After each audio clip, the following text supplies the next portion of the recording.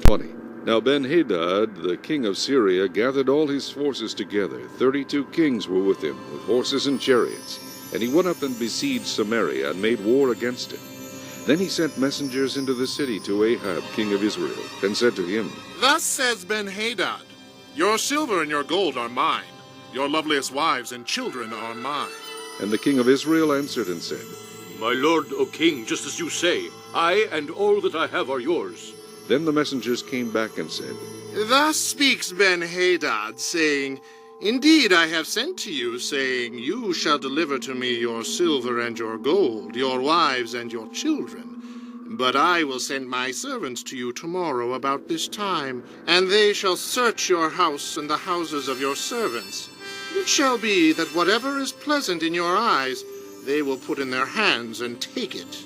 So the king of Israel called all the elders of the land and said, Notice, please, and see how this man seeks trouble.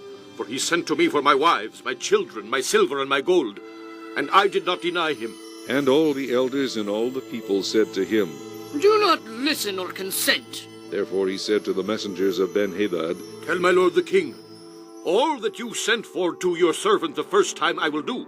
But this thing I cannot do. And the messengers departed and brought back word to him. Then Ben-Hadad sent to him and said, The gods do so to me, and more also, if enough dust is left in Samaria for a handful of each of the people who follow me. So the king of Israel answered and said, Tell him, let not the one who puts on his armor boast like the one who takes it off. And it happened when Ben-Hadad heard this message, as he and the kings were drinking at the command post, that he said to his servants, Get ready! And they got ready to attack the city. Suddenly a prophet approached Ahab, king of Israel, saying, Thus says the Lord, Have you seen all this great multitude?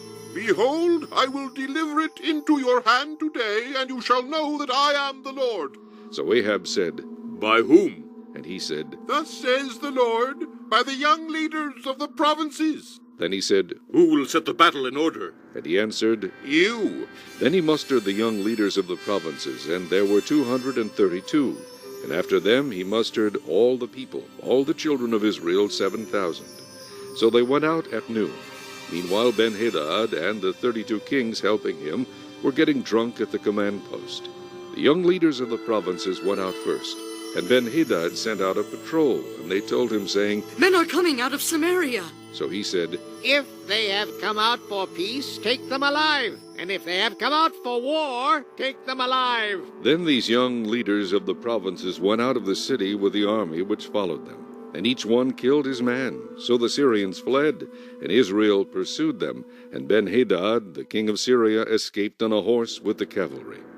Then the king of Israel went out and attacked the horses and chariots, and killed the Syrians with a great slaughter.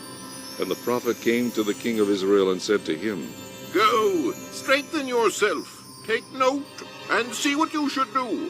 For in the spring of the year the king of Syria will come up against you. Then the servants of the king of Syria said to him, Their gods are gods of the hills, therefore they were stronger than we.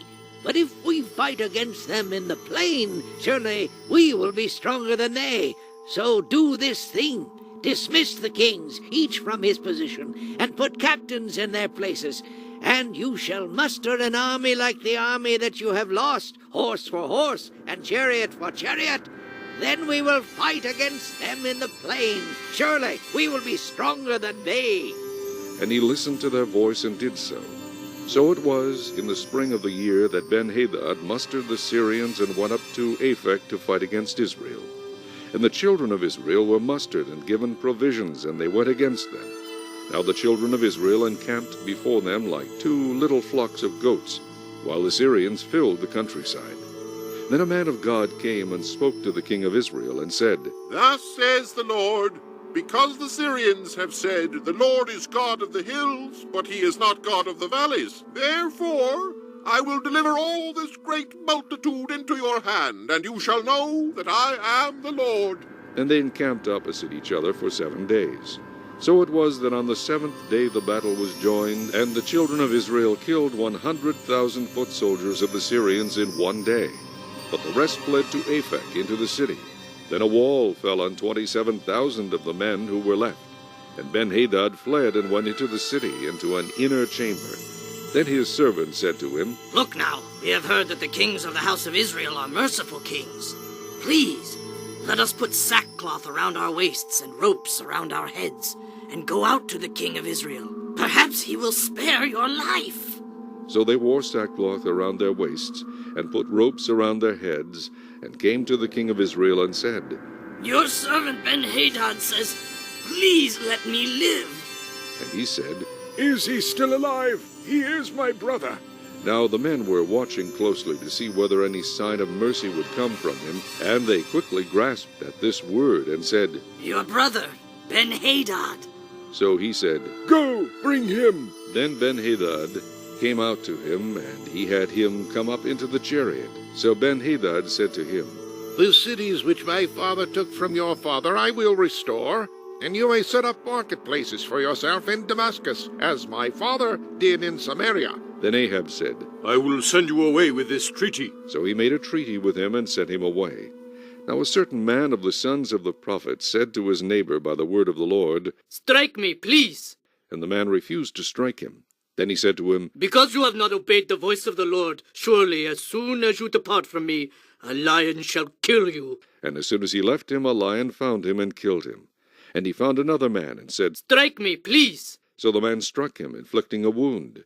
Then the prophet departed and waited for the king by the road, and disguised himself with a bandage over his eyes. Now as the king passed by, he cried out to the king and said, Your servant went out into the midst of the battle, and there a man came over and brought a man to me and said, Guard this man. If by any means he is missing, your life shall be for his life, or else you shall pay a talent of silver. While your servant was busy here and there, he was gone. Then the king of Israel said to him, So shall your judgment be. You yourself have decided it. And he hastened to take the bandage away from his eyes, and the king of Israel recognized him as one of the prophets. Then he said to him, Thus says the Lord, because you have let slip out of your hand a man whom I appointed to utter destruction, therefore your life shall go for his life, and your people for his people. So the king of Israel went to his house sullen and displeased, and came to Samaria.